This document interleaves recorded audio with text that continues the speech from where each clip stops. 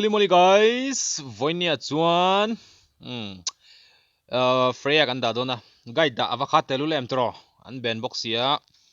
Kan han sol wang ma se hero thum ka da thota mani khan. Ti chuan zan khat ka ola zanina ai Freya. Mon oma ti moni khanin aron request na kharei to maya a comment kha kalo mulo hlo maya zia lo khop mai. Khamia wang khanin I zanina Freya request masapola kan da ani. Ti chuan viewers min lo shiat sak ula zan reila ma te ka stream thina mobile legend hi zan tir lama ero chuanin PUBG custom room te kan tile thunga arena of valor ero chu ka da to don lova san chu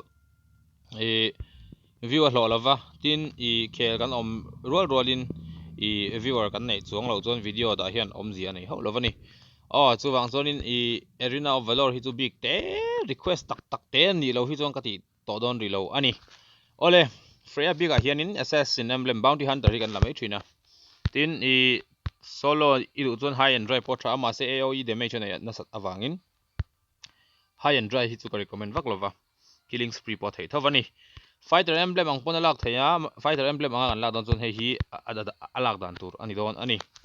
ole ke chuan atlang puin bounty hunter kala thin hero kan lut don anga rank kan click pal chu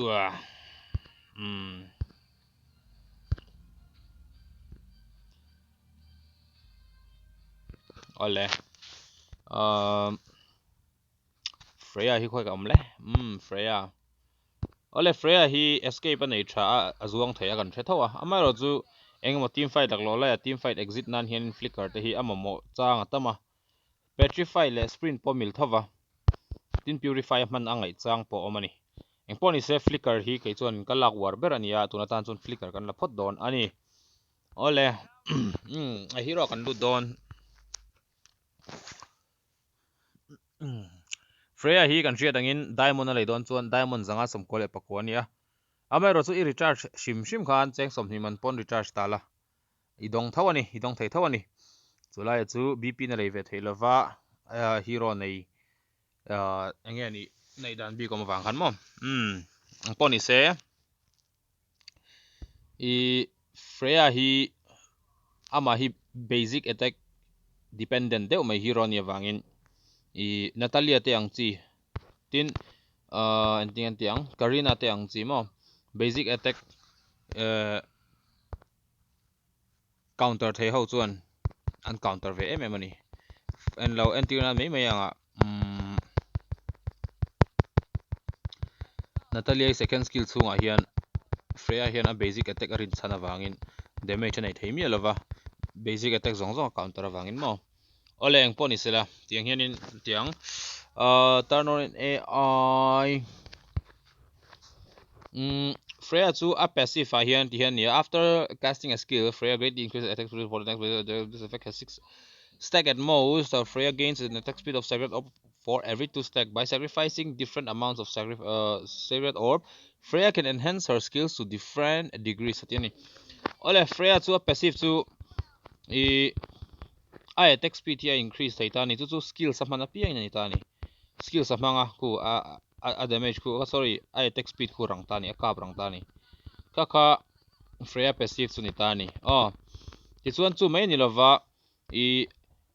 engeni a skills manga hetiami va fu hian khu pakhat pahni ole pathum pali panga paruk a stack up thaitani pahni zel a stack up piang hianin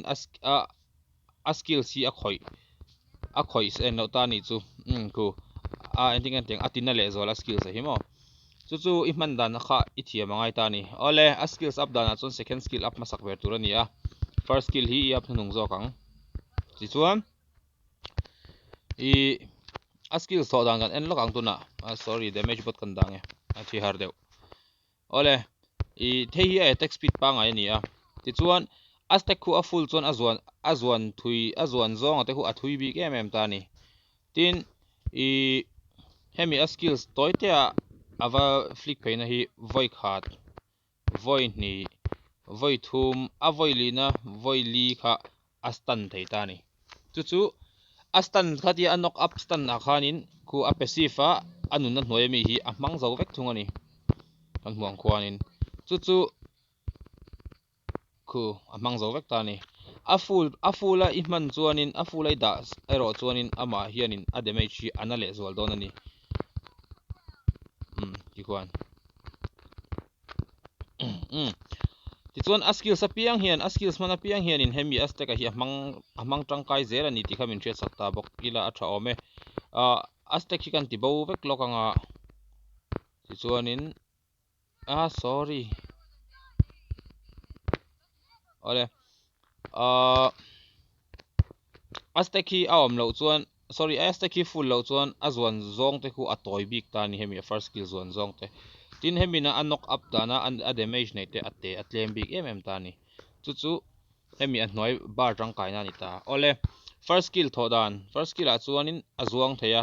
a zuana ava fu piang hi AOE damage in a stun the ni normal bot ka dang pakhat item hi AOE in a stun the wangin pathum anom chuan an pathum khana stun vek don ti na ni hu kha first skill chu ni mai ta second skill ero chu voi khat ti chuan i mang hnon thei mi lo hei a chan enge i mang non thei ngal lo na chan chu kan ti chuan helai i passive stack khat chawi nei wang ani chu wang chuanin voi khat itia isa ta voi khat ti chuan voi ni mang le theya isat lenga ti chuan he in mang zawa passive nei lo chuan khu man non thei mi lo skills kuma khumia wang tak khuanin a skills du to ka mang tur chuanin voi khat isat khanin khu voi ni isat non isat le basic in voi thum isat le basic in voi li kha mang thei ta ni ma se stack khu om lo chuan khumi a hnuai a nun na hnuai stack khu pakhat ma a om lo khu chuanin a skills kha i mang non thei lo hrim ta ni ma se khu stack anei sa chuan ti khuan i mang non char thei ma se stack anei lo chuanin voi khat i kas na chi kha i mang thei ta ni lo en le lok ro voi khat khu i mang non thei mi lo in sa ve photangai pa ni sa photangai isa tai mang thei chau khatiang kha ngai ta ni ole ultimate vetung ultimate hian in enemy hele heap khom kan unlock or gains a shield that absorbs 900 and increases physical attack all the heap khom to lo ni hi ama kha chuan ultimate man che hem enemy hi a heap khom thina hei hian ama hi thla pe a khumi chung khu chuan a attack khu a zaw zong khu a thui to ni khu kan hmong konin remove bot lokila no cd ko unlock nga khu kan hmong khon a zaw zong khu a thui to ni ma se tiang a basic tel lo chuanin sorry a ultimate tel lo chuan khu a sa zaw zong khu tilek khu ni ta ni ama hi a boost ta ni chu ultimate hian berina ti chuanin hei enge ni ama shim mai tin stack a khu da full ngal ta stack khu engma lo nei lo po ni ta la entina me me a stack hi eng mai nei lo pon tuna hianin a skills kan mang zo lok ale passive stack eng ma nei lo mala ultimate man chon a ron full ngal vek ani tu ho a passive zinga tel bok ta ni kha shataila thawme ama hi tin ulti na a om chung hian ama hi shield ta pe bok ani tin a second skill hianin shield ta pe kan lok ang dashes gains a shield that absorbs 260 damage ati a second skills po hian in shield nei ni khu kan hmong kon shield chete pe a second skill si mana piang in shield nei don ani chu a tha hle mai ole khang hau kha skills thodan chu nia combination b ga chuanin combination te vakam lo a basic attack hi a enhance kan ti to kha chuwang chon team fight ai lut pheya zuang lut pheya ti chon ulti manga second skills nen basic nen second skills basic second skills voi lina tura unlock up awangin kha i khek deuh hlekanga ti chuan kha team fight ai luda i lu pui dan tur chu ni deuh mai ani build ta chuan movement da hianin warrior boot pe maila attack a hian hash kloi penga chuan hash claw data hianin ama hian attack speed anei that to wangin attack speed lutuk hian build angai lova damage critical te pon build ta poimi lova ni antinan berserker fury le blade of despair in chunjom tala defense a queen swing pe ta dei la mo tiang heni build thei ta ni tin kimi pia lama khian antinan blade of heptasis te po amil ta a tin a skills amang ve to wang hian bloodlust te po hi pela a that naum thawani emponi se bloodlust tel lo a difference en lokang a lifesteal rate a hian kan hriat angin endless battle hi a item man hi to em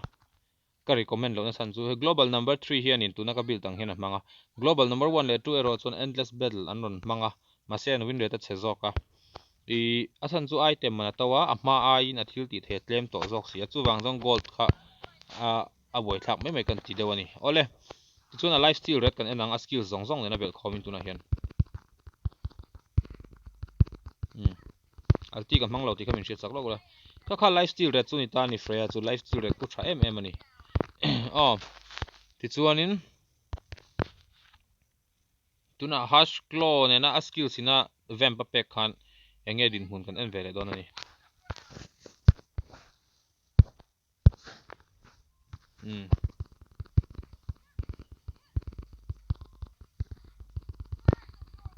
ku a shield pack ku zau thakop mai kan hmong kon a lifesteal ratia tha em ani vamp nen po hian chu chuan CDR pack boka wangin a skill CDR pahniom to a tiang po heni build theita ni ma se hemi ni lo a hma build ang khani build theida na om bok ta hash claw scarlet phantom berserker's fury blade of despair le amazon windtalker kan petrina ma se attack speed an thatto wangi windtalker ngai to lovin queen swing defense ai petong chon hei hi a full build ang poni la mang thei thawani full build ta chuan Freya chu hei level 15 a to box season a shield khu chan ve pa om the wangin i khumi i boost tel du chuan i du chuan queen swing aya po hianin i Athena shield po pela a poina om mi lovani ka chunang ma thu thu ni sela a thawme